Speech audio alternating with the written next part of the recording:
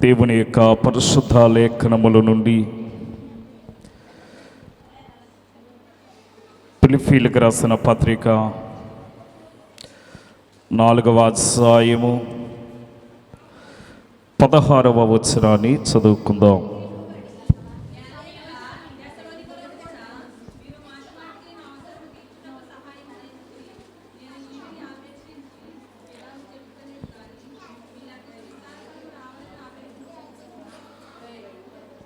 ప్రార్థన చేసుకుందాం. సకల యుగముల యందు అక్షయుడును అద్వితీయుడైన మా తండ్రి, నీ పరిశుద్ధమైన నామమును బట్టి వందనములు. ఈ మండల కాలములో సిలువ ధ్యాన దీక్షా కార్యములలో నీ సిలువను మేము తలంచొచ్చు ఉండగా, సిలువ విలువను మేము గ్రహించే శక్తిని మాకు అనుగ్రహించమని, మా కొరకు సిలువను భరించిన క్రీస్తు ప్రభును బట్టి బ్రతములాడుకొనుచు ఉన్నాము తండ్రి. ఆమీన్. దేవుని యొక్క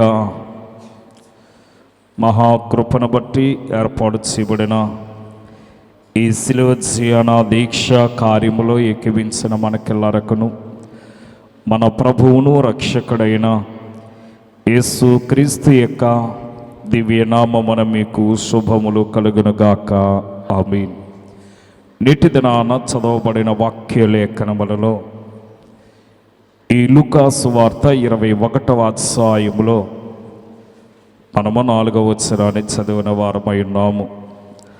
అలాగనే మరి యొక్క లేఖన భాగములో మరి మార్కు సువార్త 12వ అధ్యాయాన్ని కూడా మనము పఠించిన వారమై ఉన్నాము. ఆ యొక్క మార్కు గారు కానీ లూకా గారు కానీ తెలియజేసినటువంటి విషయము ఏమిటి అనే మాటను మనం చూసి అక్కడ మనకి కనపడేది కానుక. ఇక మరి పేద విధవరాలు దేవునికి అర్పించినటువంటి అర్పణ మనకి కనబడుతూ ఉన్నది. ఇక్కడ మనము మరి వాక్యములో మనం చూస్తూ ఉన్నాము. లూకా సువార్త 21వ అధ్యాయములో ప్రారంభ వచనాన్ని మనం గమనిస్తే, కానుకల పెట్టెలో తమ కానుకలను వేయిచున్న ధనవంతులను ఆయన పారచూచును అనే మాటను మనం చూస్తున్నాము. ఇక్కడ ఒక కానుక పెట్టి మనకి కనబడుతున్నది. ఈ కానుక పెట్టి ఎందుకొరకు ఏర్పాటు చేయబడింది, దేని కొరకు మనము ఈ కానుక పెట్టిన మనము ప్రతిష్ఠించి ఉన్నాము అంటే, ఇది దేవుని యొక్క పని విషయంలో వాడబడటానికి అంటాము. అందుకని యేసు క్రీస్తట ఈ కానుక పెట్టి యొద్ద కూర్చుండి ఉండగా అనేకులు వారి యొక్క కానుకలను అక్కడ సమర్పించుచున్నట్లుగా మనం చూస్తూ ఉన్నాము. ఈ కానుక పెట్టి మీద అధికారము ఇవ్వబడింది ఎవరికి అనే విషయాన్ని మనం చూసి, అది లేవీయులకు అనే మాటను మనం చూస్తూ ఉంటాము. లేవీయులకు కానుక పెట్టి మీద అధికారము ఎందుకు దేవుడు వారికి ఇచ్చారు అంటే, దేవుడు వారి తలంతుల ప్రకారము ఒక్కొక్క గోత్రానికి ఒక్కొక్క పనిని అప్పగిస్తూ, ఈ లేవీ గోత్రానికి దేవుడిచ్చినటువంటి ఔన్నత్వము ఈ మొదటి దినవృత్తాంతములు 9వ అధ్యాయము 26వ వచనములో మనం గమనిస్తూ ఉంటాము.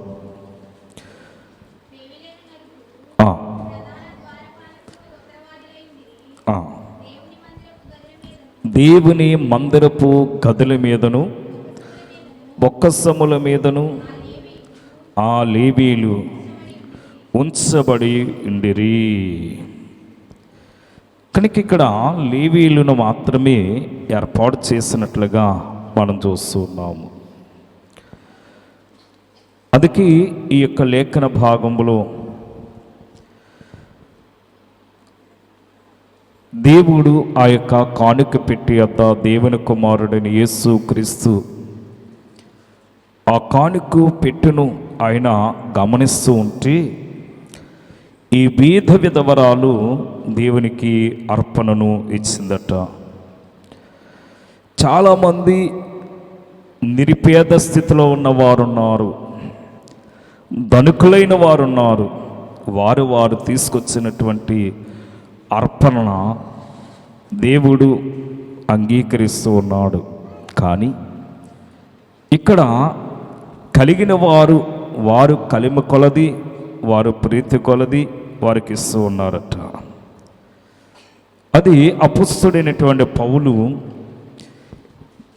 ఈ కొరింథీ సంఘముతో మాట్లాడుతూ 2 కొరింథీలకు రాసిన పత్రిక 8వ అధ్యాయము 2వ వచనములో వారు బహు శ్రమల వలన పరీక్షింపబడి అత్యధికముగా సంతోషించిరి, మరియు వారు నిరుపేదలైనను వారు దాతృత్వము బహుగా విస్తరించిన వారు. ఇటువంటి వారట నిరుపేదలు. మరి నిరుపేదలు దేవునికి ఏ విధముగా అర్పణ తీసుకొస్తారు? నిరుపేదలు ఏ విధముగా దేవునికి కానుకను సమర్పించగలరు అనుకుంటాం మనం. కానీ ఆ పేదరికములోని తమకొచ్చినటువంటి ఆ కొంతంత సొమ్ములోని వారు దేవునికి అర్పణ తీసే అలవాటు వారు కలిగి ఉన్నారన్నమాట. 12వ వచనాన్ని చూడండి.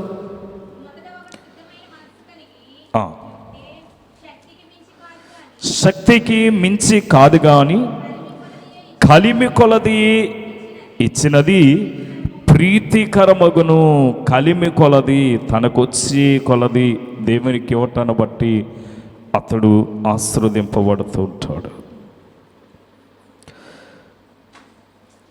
ఎందుకంటే మనము ఎలాగ ఇవ్వాలి, ఎలాగిస్తే మనం ఆశీర్వదింపబడతాము.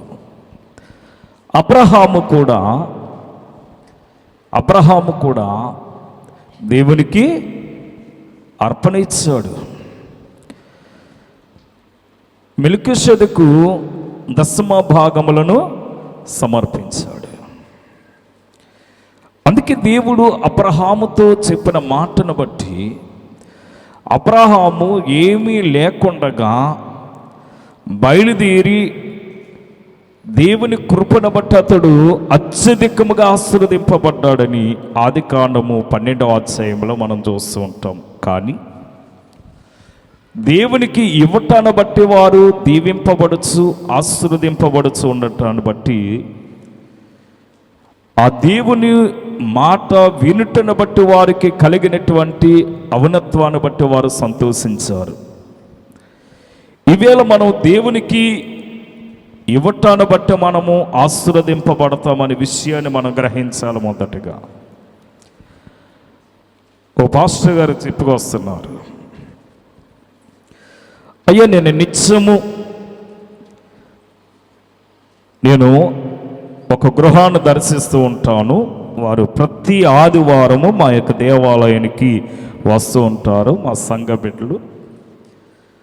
అతడు ఉద్యోగరీతిగా ఆయా ప్రాంతాలకు వెళ్ళినా నేను నెలకొకసారి వెళ్ళి మరి వారి యొక్క కుటుంబాన్ని దర్శించి వారి కొరకు ప్రార్థనలు చేస్తూ ఉండేవాడిని.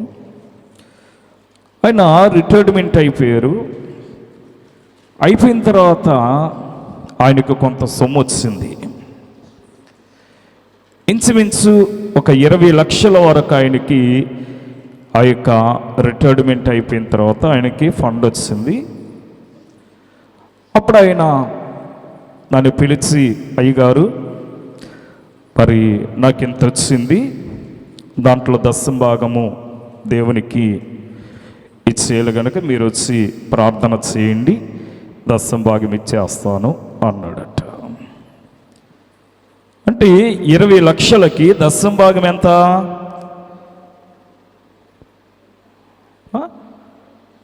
2 లక్షలు. ఎంత? 2 లక్షలు. ఈ 2 లక్షలు దశం భాగాన అయినా ఒక పొట్లం కట్టారు. పొట్లం కట్టి ఆయన పాస్టర్ గారు వారి యొక్క కుటుంబ లేక వారి సంఘ గురువు గారు ఆ యొక్క పాస్టర్ గారు వెళ్ళి ఆ ఇంటికి వెళ్ళి ప్రార్థన చేస్తే ఆయన అన్నారట, అయ్యా మీరు ప్రార్థన చేయండి అని చెప్పి ఆయనతో అన్నారట, మీరు ప్రార్థన చేసి మాకు ఇస్తే ఇది మేము కలవర టెంపుల్ పాస్టర్ గారికి పంపిస్తాను అన్నాడట. ఎలాగుంటుంది ఇప్పుడు?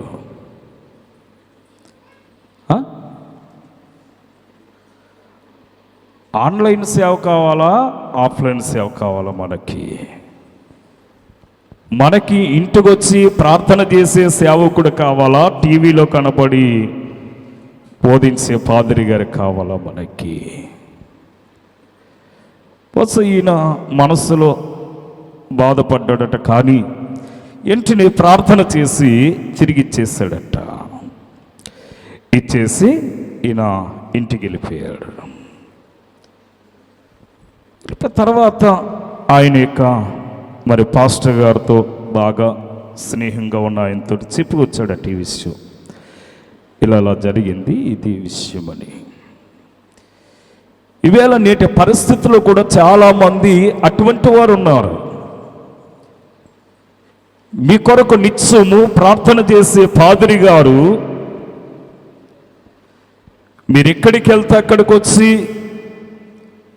మీరే స్థితిలో ఉన్న ఆ స్థితిలోకి గమనించి మీ కొరకు ప్రార్థన చేసి దివారాత్రులు ఉపవాసం ఉండి మీ కొరకు కన్నీరు కార్చి ప్రార్థన చేసిన వాడేమో సమయములు గుర్తురాడు మనకి. కనుక ఏమీ చేయలేనటువంటి వాడు ఎప్పుడైనా ఈయన కొరకు వ్యక్తిగతంగా ఇంటికి వచ్చి ప్రార్థన చేశాడా? చేయడు. ఎప్పుడైనా నీ కొరకు నీ కుటుంబం కొరకు ప్రార్థించాడా? ప్రార్థించాడు. అటువంటి వ్యక్తికి ఇవ్వటానికి సిద్ధపడ్డాడు. కానీ నీ కొరకు ఎంతో ప్రయాసతో తన ఇంటి దగ్గర తినకు అతడు ఎలాగొస్తున్నాడో కూడా చూడని పరిస్థితి నీది. నీ ఇంటికి వచ్చి నిత్యము నీ కొరకు ప్రార్థన చేసేవాడిని నువ్వు మరచిపోయావు. దీని ద్వారా నీకు ఆశీర్వాదం వస్తుందా? రాదు.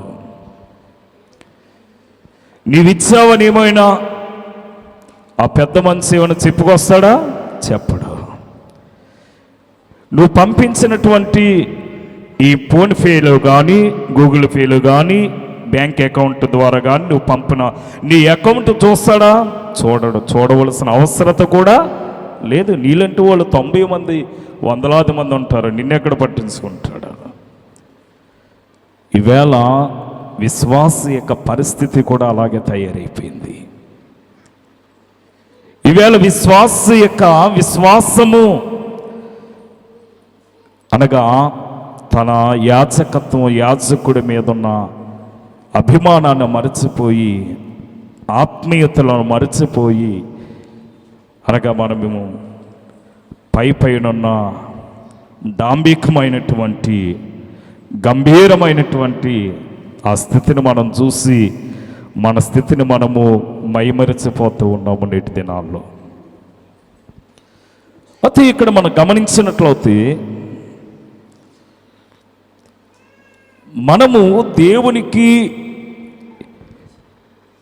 ఇచ్చుచున్న వాటిని దేవుడు చూచట మరలా మనకి ఇచ్చే స్థితిలో ఉండాలట దేవుడు. యోబు గ్రంథము 41వ అధ్యాయం 11వ వచనాన్ని మనం చూసి బాగా గమనించండి. నేను తిరిగి ఇయ్యవలసి ఉండినట్లు నాకు ఎవడైనను ఏమైనను ఇచ్చినా చూడండి, నేను తిరిగి ఇయ్యవలసినట్లు చూడండి, మనం ఎవరైనా మనల్ని ఆహ్వానించేటప్పుడు ఒక పెళ్ళిళ్ళకి కానీ ఒక శుభపదమైన కార్యానికి వెళ్ళేటప్పుడు వాళ్ళు మరలా మనకి తిరిగి ఇవ్వాలి కనుక మనం ఏం చేస్తాం? మనం పెడతాం. మనం పెడితేనే కదా వాళ్ళు తిరిగి మరలా మనకి పెట్టేది. అందుకే వాక్యం అంటుంది, ఇయ్యిడి మీకు ఇవ్వబడును, వెదకని మీకు దొరికిన మాట ఉంది. మనం ఇస్తే దేవుడు మనకి ఇస్తాడన్నమాట. అందుకే యోబు భక్తుడి దగ్గర ఈ మాటను మనం చూస్తున్నాం, నేను తిరిగి ఇయ్యవలసి ఉండినట్లు. మీరు నాకు ఇస్తారేమో, నేను మీకు ఇస్తాను అంటున్నాడు ఇక్కడ దేవుడు. దేని విషయంలో మనం ఇవ్వాలి? వేటిలోంచి మనం ఇవ్వాలి?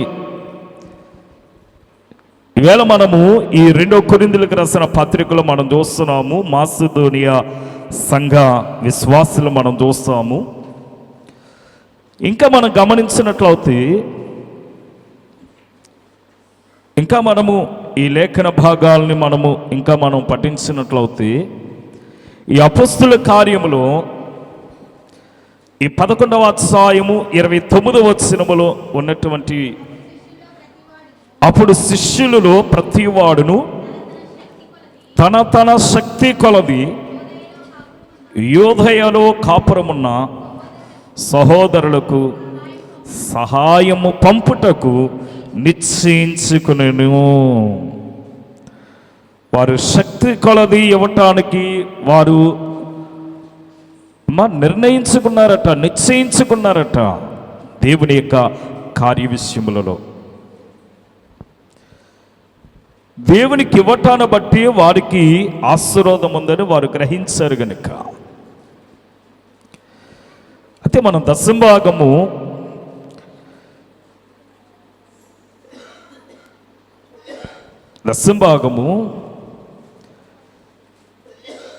ఎవరికి ఇవ్వాలి?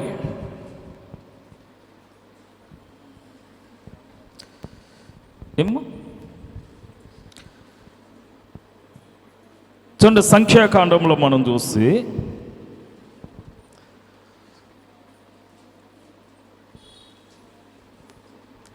18వ అధ్యాయము 21వ వచనములో, ఇదిగో లేవీలు చేయు సేవకు అనగా ప్రత్యక్షపు గుడారము యొక్క సేవకు ఇశ్రాయేలీయుల యొక్క 10వ భాగములన్నింటినీ వారికి స్వాచ్ఛముగా ఇచ్చితనంటున్నాడు. 10వ భాగములు సేవకులకు, అంటే సేవకులకు దేవుడు స్వాచ్ఛముగా ఇచ్చాడట.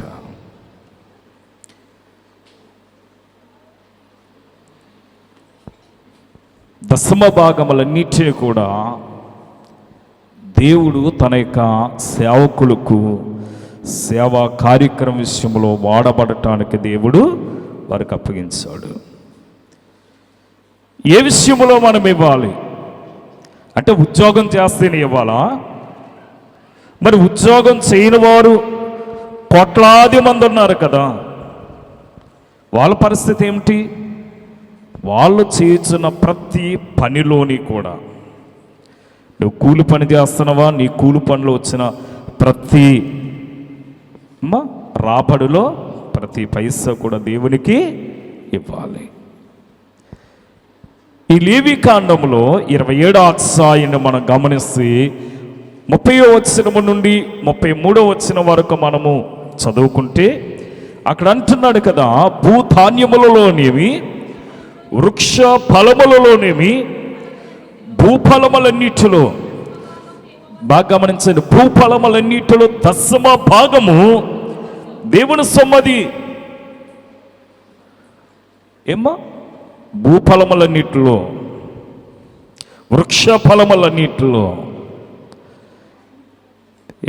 ప్రతిది కూడా 10వ భాగము ఎవరదట? దేవునిది. మరి మనం చేస్తున్నామా? మనం ఆశీర్వదింపబడాలంటే మనము చెయ్యాలి, చేస్తేనే ఆశీర్వదింపబడతాం.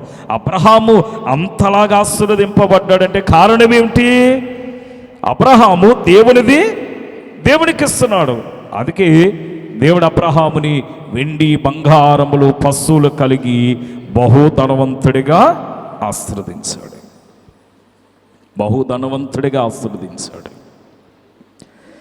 ఇంకా మనం గమనిస్తే 10వ భాగం దేంట్లో తీయాలి అంటారు చాలామంది. ఈ ద్వితీయోపదేశకాండం 14వ అధ్యాయానికి వస్తే 22వ వచనములు అంటాడు,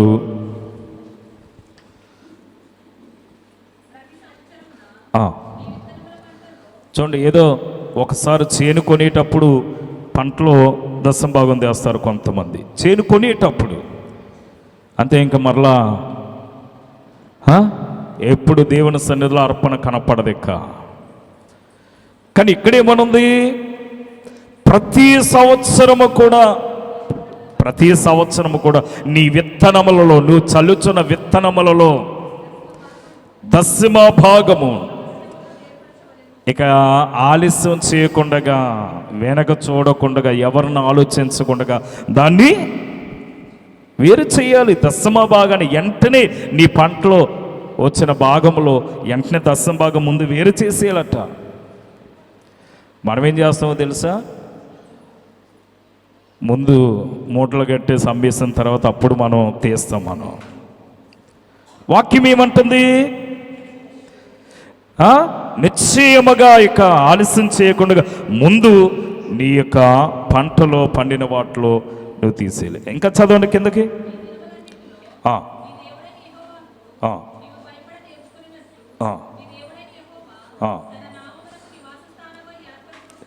చూడండి, తన నామమునకు నివాస స్థలముగా ఏర్పాటు చేసుకున్న స్థలమున ఆయన సన్నిధిని, చూడండి బాగా గమనించండి, ఎక్కడికి తీసుకురావాలి? దేవుని సన్నిధికి.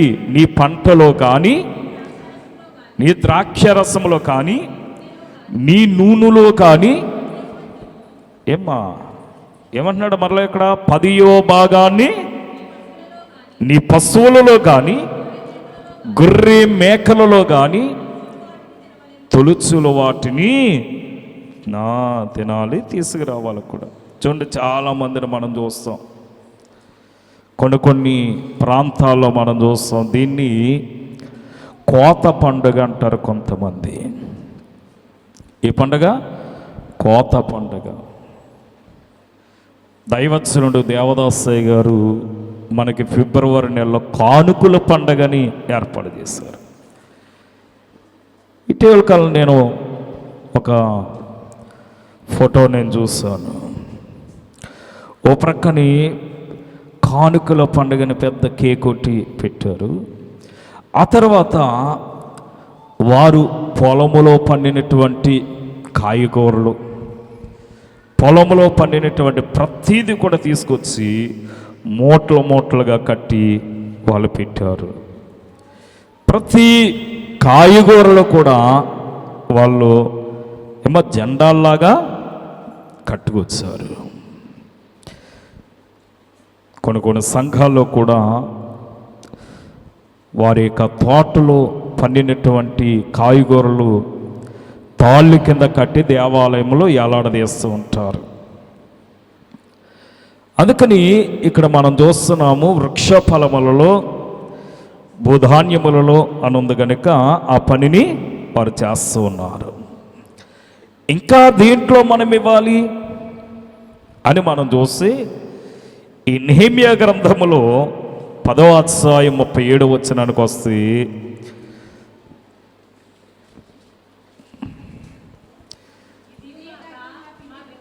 ఇదియుగాక ఇవన్నీ ఇచ్చేదే కాకుండా మా పిండిలో ప్రథమ ఫలం, మా పిండిలో అంటే ఉదయకాలమున మనం ఏం చేస్తాం? టిఫిన్ చేస్తాం. ఈ టిఫిన్ చేసేటప్పుడు మనం ఏం తయారు చేసుకోవాలి? పిండి సిద్ధం చేసుకోవాలి. ఈ పిండిలో ప్రథమ ఫలము అంటున్నాడు. బాగా గమనించండి, అక్కడ చదవండి. సకల విధములైన వృక్షముల యొక్క ఫలములు, ద్రాక్షరసము, నూనె మొదలైన వాటిని మా దేవుని మందిరపు గదుల్లోనికి ఎక్కడికంట యాజకుల యొద్దకు తెచ్చినట్లుగా మేము మా భూమి పంటలో 10వ వంతును లేవీల యొద్దకు తీసుకుని వచ్చినట్లు ప్రతి పట్టణములోనున్న మా పంటలో 10వ వంతు. అంటే చాలామంది యువతలున్న పంట యువతల పాదిరి గారికి, అవతలున్న పంట చెప్పండి అవతల పాదిరి గారికి. లేరంటారా? ఉన్నారు ఇటువంటి వాళ్ళు. అందుకనే అంటుంది వాక్యము, నువ్వెక్కడవుతే వెళ్తున్నావో అక్కడికే తీసుకురావాలట. చదవండి.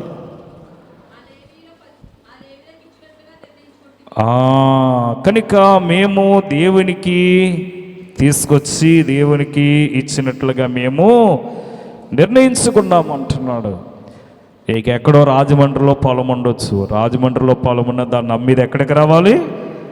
నార్కిడిమిల్లే రావాలి. నువ్వు వెళ్ళి కడపలో వ్యాపారం చేయొచ్చు, లేకపోతే నువ్వు వెళ్ళి ఖమ్మంలో చేయొచ్చు, లేక కర్ణాటకలో చేయొచ్చు, లేకపోతే నీవు వెళ్ళి అమెరికాలో ఉద్యోగం చేయొచ్చు, నువ్వు కువైట్లో వెళ్ళి నువ్వు పని చేయొచ్చు. నువ్వు కువైట్లో చేసిన నీకు వచ్చినటువంటి దశమ భాగములు, నీకు వచ్చిన ప్రతిష్టార్పణ ఎక్కడికి రావాలి? దేవుని సన్నిధికి, నీ మందిరానికే రావాలంటున్నాడు ఇక్కడ. అంతేగాని అక్కడ మందిరానికి వెళ్తున్నాను ఏంటంటే కుదరదు. అక్కడ కంటికి ఇంపుగా కనబడే చోట ఇవ్వకూడదని మరొక చోట ఉంది. 2వ దినవృత్తాంతములు 12వ అధ్యాయము 11.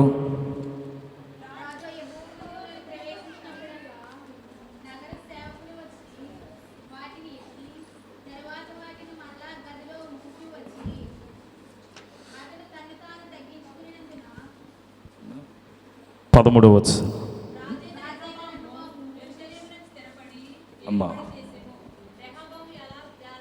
అమ్మ ఒక్కసారి ద్వితీయోపదేశకాండము 12వ అధ్యాయము 11 వచనాన్ని చూడండి. సార్ నేను పొరపాటు పడ్డాను. మీ దహన బలులను బాగా గమనించండి. మీ దశమ భాగములను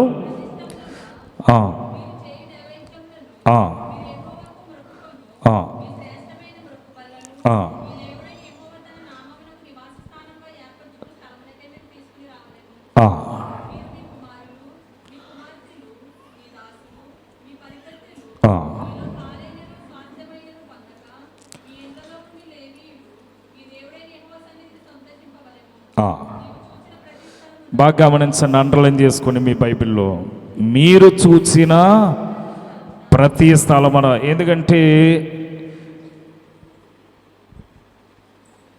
ఎందుకంటే మనకి ఏసీ లేదు. మీరు ఆ యొక్క ప్రాంతానికి ఉద్యోగానికో లేకపోతే ఏదో పని విషయంలోనూ మీరు అక్కడికి వెళ్ళి పని చేస్తున్నారు కదని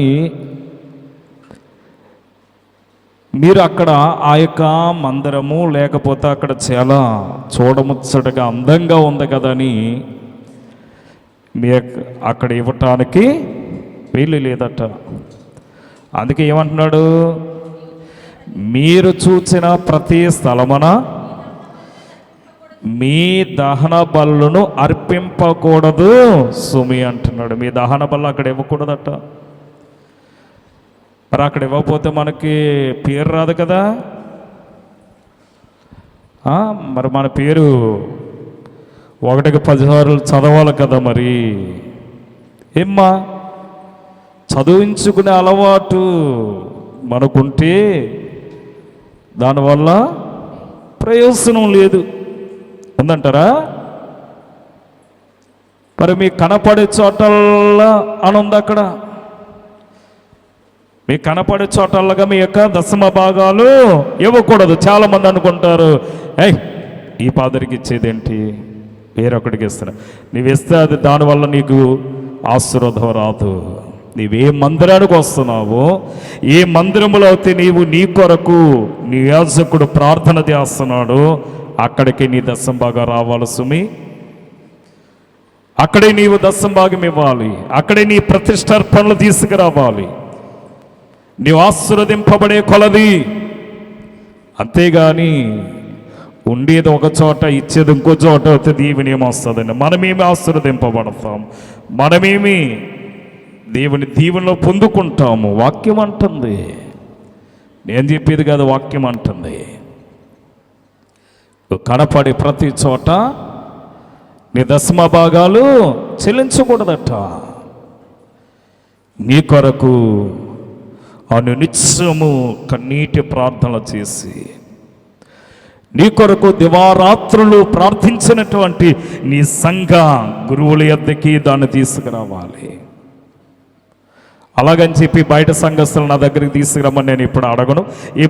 నేను ఎప్పుడు కూడా తీసుకోలేదు కూడా. అలాగా ఎప్పుడు నేను అడగలేదు. బయట సంఘం ఎప్పుడు కూడా అయ్యా ఇదిగా మా సంఘములో ఇది జరుగుతుంది, మీ సహాయం మాకు ఇవ్వండి అని ఎప్పుడు కూడా నేను అర్జించవలసిన అవసరత నాకు లేదు నా సంఘం ఉండగా. అందుకని ఇక్కడ వాక్యం అంటుంది కదా, ఈ కానుకను పారచూచేవారెవరు, ఈ కానుకను పరిశోధించేవారెవరు, నీవిచ్చే కానుకను దీవించేవాడు ఎవరంటే దేవుడు. ఈ కానుకను దేవుడు చూస్తున్నాడు. నీవిచ్చే ప్రతి పైసా దేవుడు గమనిస్తున్నాడు. దేవుడు గమనిస్తున్నాడు. అందుకని ఈ యొక్క 2 కొరింథీయులకు రాసిన పత్రికలో మనం చూస్తాము, వారు తమ సామర్థ్యము కంటే ఎక్కువ ఇచ్చినని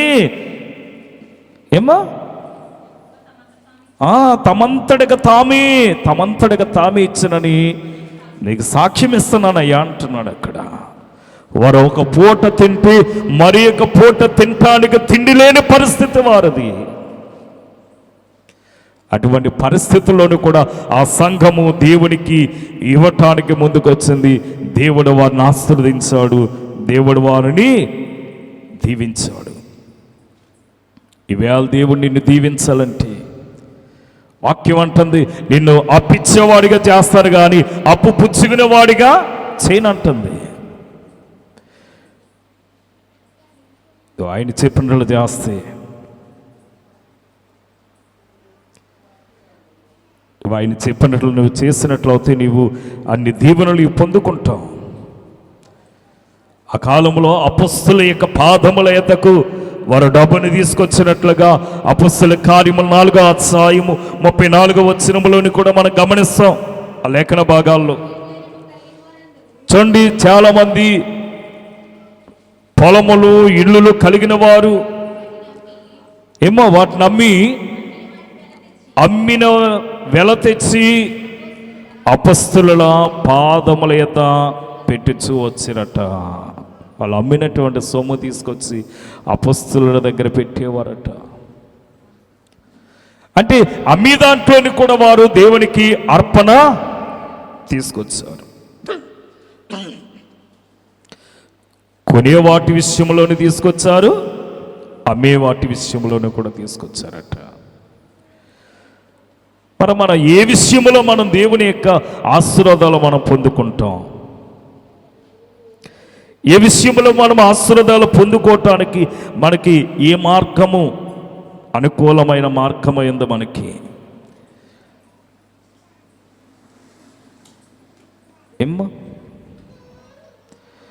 యేసు ప్రభు ఇక్కడ భేద విధవరాలను చూపిస్తున్నాడు మనకి. ఆమెకు ఆ 2 కాసులు తప్ప మరింకేమీ లేవు. ఆమె తనకు కలిగిన సమృద్ధిలో నుండి దేవునికి ఇచ్చింది, సమృద్ధిలో నుండి దేవునికి ఇచ్చింది. అందుకే మనము యోబు భక్తుడు చెప్పినట్లుగా, నేను తిరిగి ఇవ్వవలసినట్లుగా, నేను తిరిగి మరలా మీకు ఇవ్వాలంటే మీరు నాకేమి ఇవ్వాలి? మీకు కలిగిన మీరు ఆశీర్వదింపబడే కొలది దేవుడు మీకు ఇచ్చిన వాటిని మరలా తిరిగి నాకు ఇవ్వాలంటున్నాడు. అందుకనే మనము ఏ విషయంలో అర్పణ అర్పించాలో తెలియని స్థితిలో మనము జీవిస్తూ ఉంటాం. చాలామంది నీకు నెలకి 1000 రూపాయలే వస్తుంది. ఆ 1000 రూపాయలు 100 రూపాయలు దేవునిది, 900 నీది. నువ్వు పనికి వెళ్తున్నావు, రోజుకి నీకు 100 రూపాయలే నీకు వస్తున్నాయి. 90 రూపాయలు నువ్వు వాడుకో, 10 రూపాయలు దేవునిది.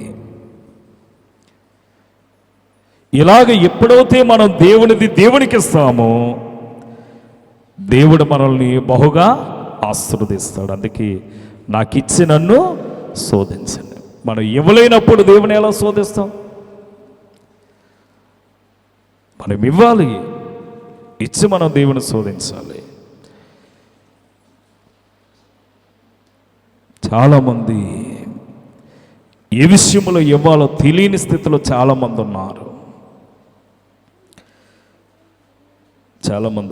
అందుకే దేవునిది దేవునికి ఇవ్వకపోతే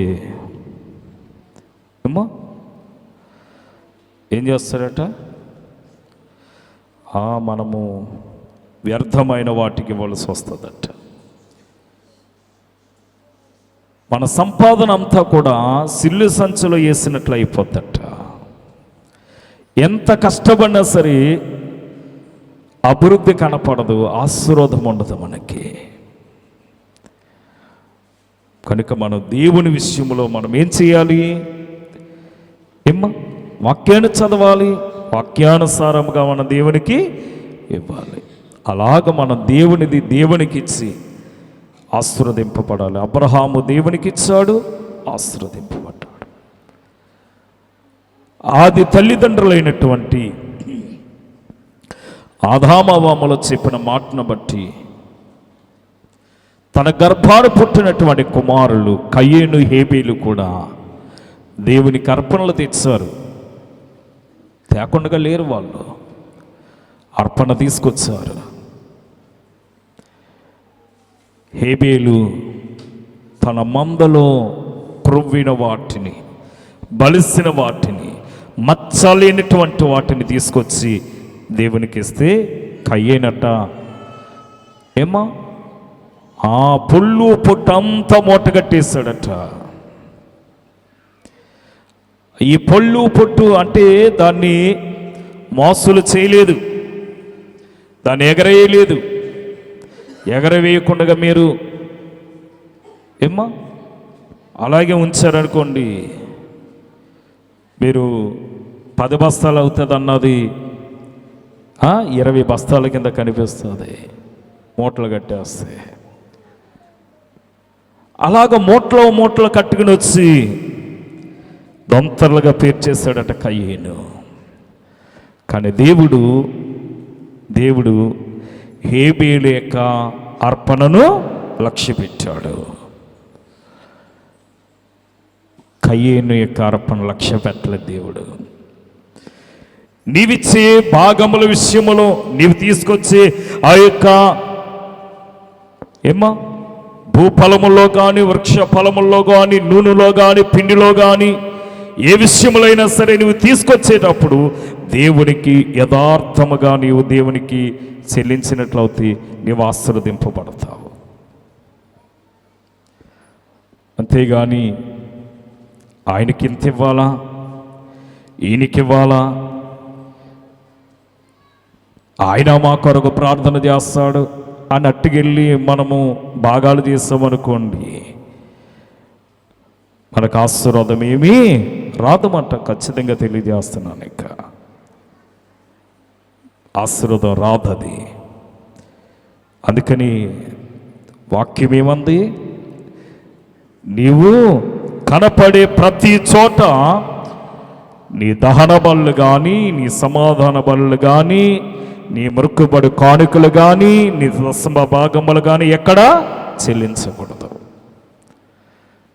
నీ మందిరములోనికి నీ యాజకుని ఎద్దకు తీసుకురావాలనుంది.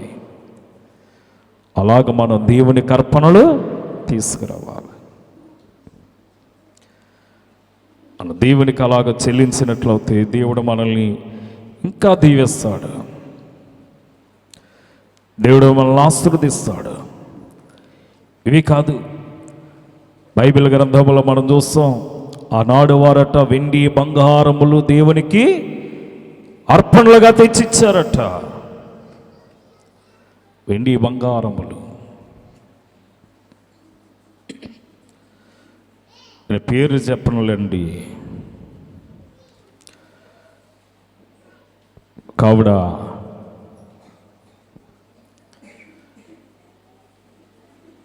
దేవాలయానికి తీసుకొచ్చి